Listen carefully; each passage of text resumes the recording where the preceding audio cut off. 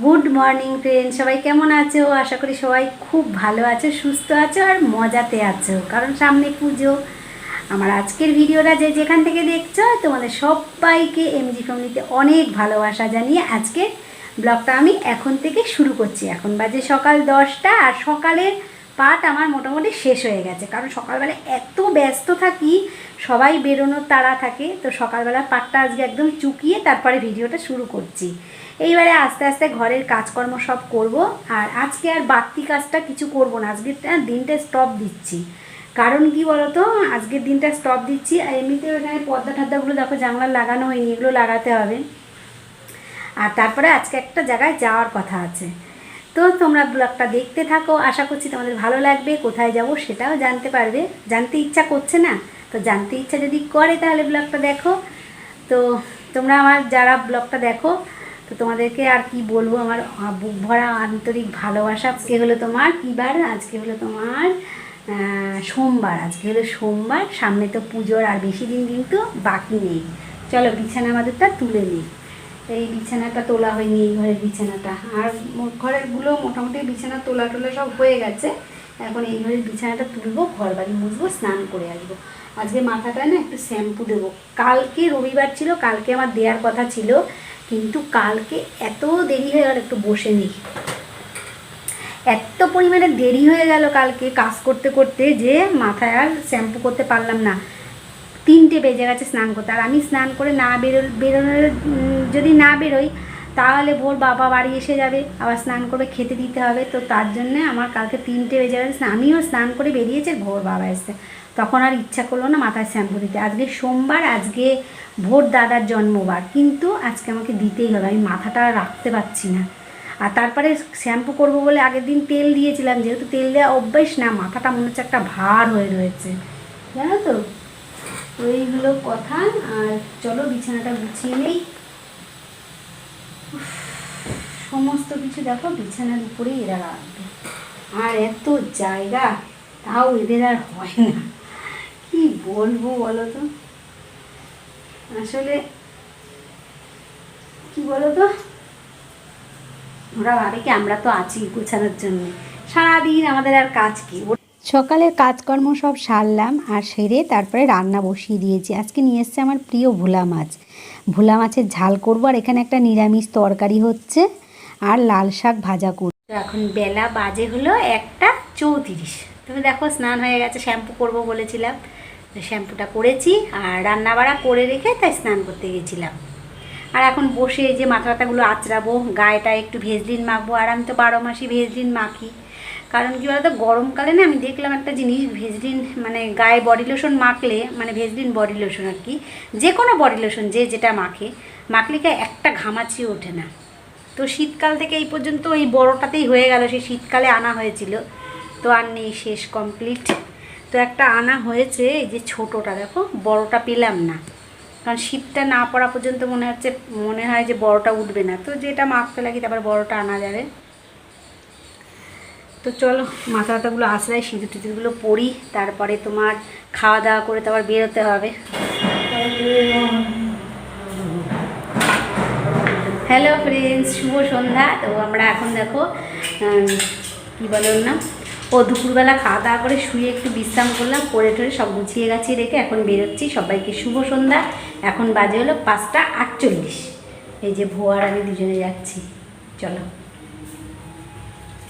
যথারীতি উপস্থিত হয়ে গেছি। বাড়িটা দেখেই বুঝতে পারছো যারা আমার ব্লগ দেখো, এটা আমার মেজো বোনের বাড়ি। আর মেজো বোন এখানে বসে আটা মানে ময়দা মেখেছে, লুচি বানাবে, আর আমি বসে তোমাদেরকে আপডেট দিচ্ছি। আর ছোটো বোন আগেই চলে এসছে, ছোটো বোন আর ছোটো বোনের ছেলে। তো এখন বেশ হইচই হবেই, বুঝতেই পারছো, সবাই এক জায়গায় হয়েছে মোটামুটি। চা বানানো হয়ে গেছে, চাটা ভেজানো রয়েছে, এখন ছাকা হবে। প্রথম রাউন্ডে এখন চা খাওয়া হবে আর গল্প। আর এখানে দেখো চাটা আমাদের খাওয়া হয়ে গেছে, আর আমার বোনের বর আর কি বসে লুচি বেলে দিচ্ছে। বোনের বর লুচি বেলে দিচ্ছে, আর বোন গোল পাকিয়ে দিচ্ছে, আর আমার ছোটো বোন এখানে লুচি ভাজছে দেখো। তো আমি বলছি যে তোর লুচি ফুলছে না, তো ও বলছে দেখ কেমন আমার লুচি ফুলছে। তো এখানে লুচি ভাজা হচ্ছে আর লুচি ভালোই ফুলছে। আমি বললাম যে হ্যাঁ ফুলছে, বলে না তুই দেখ ভালো করে ফুলছে কি না। তো এইটা আর কি হয় আর কি, এরকম দেখো তাও ভালোই ফুলেছে লুচি। তো এটা ভালো করে ফোলেনি, বলছে আর একটা দেখ কেমন ফোলে। তো আমিও দেখার জন্য দাঁড়িয়ে আছি। খুবই আমরা এক জায়গায় থাকলে হাসাহাসি মজা খুবই হয়। আর এটা লুচি ভাজারই মানে ভাজাভাজিরই কড়াই, তো ওই জন্য কড়াইটা কিন্তু এরকম মানে ওটা মানে যে কোনো জিনিসে কড়াইতে একটা কড়াইতে ভাজলে দেখবা কড়াই পোড়া থাকলেও অসুবিধা হয় না। তো এখানে লুচি ভাজা হয়ে গেছে আর এখানে আবার কড়াইতে তেল দিয়ে ফোড়ন দিয়েছে। এখানে দেখো আলু ভাজা করে রেখেছে, তো আর এখানে ঘুগনির মটর সিদ্ধ করে রেখেছে। তো লুচির সাথে হবে হলো ঘুগনি। আর কেন হবে বলো তো, দেখতে থাকো, তোমরা সবটাই দেখতে পাবে। আমি তোমাদের সম্পূর্ণটা আপডেট দিচ্ছি। এখানে দেখো রেডি করে রেখেছে।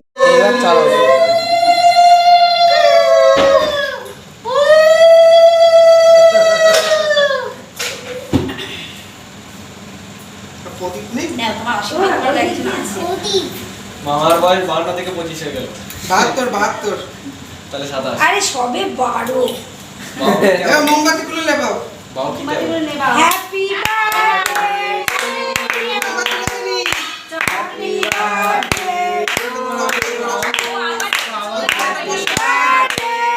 আরে এখন তো কেকই কাট। ও আগে কেক কাটবে, দাঁড়া।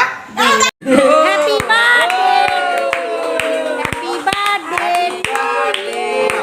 Happy birthday, happy birthday, happy birthday to জানালে খাই দাও। বল একটু ফটো তোল, একটা ফটো অনেকগুলো চলে। তোল নেই এরকম অবস্থা, একটা ফটো তোল, স্ট্যাটাসে দেয়া যাবে। ও ক্যামেরা তো ওইদিকে। না সব ঠিক আছে। ঠিক আছে। তো এবারে বুঝতেই পেরেছো আমার বোনের বরের হলো তোমার জন্মদিন।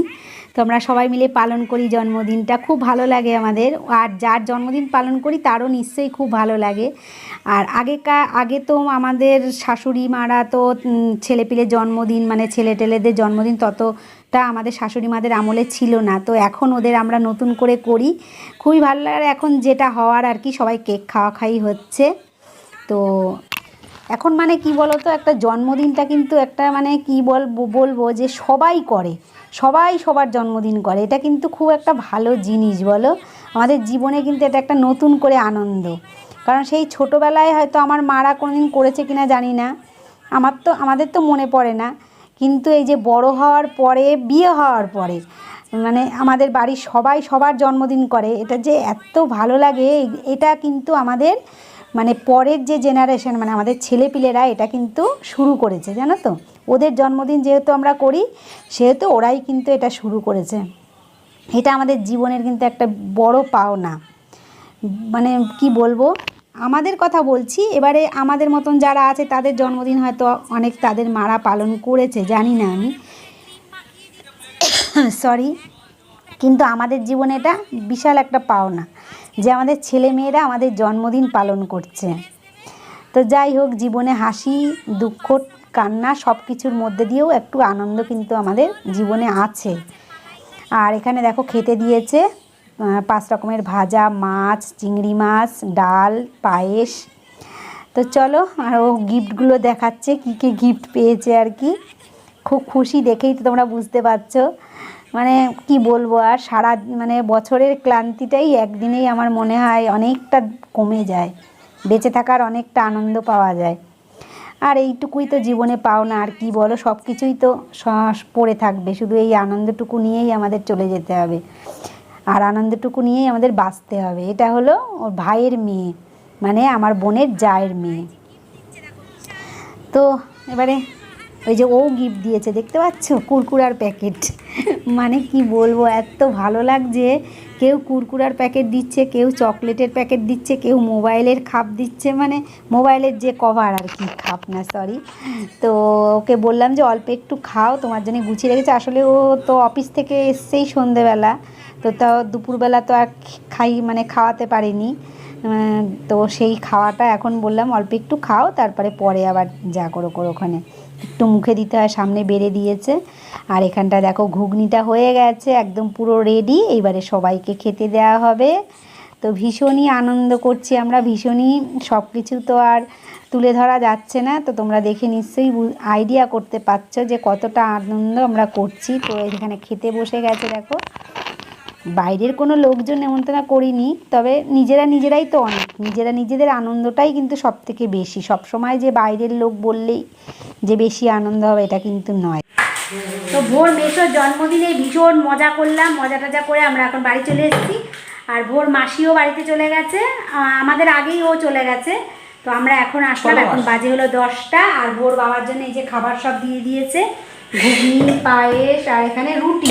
ভোর বাবা আবার লুচি খায় না বলে রুটি করে দিয়েছে।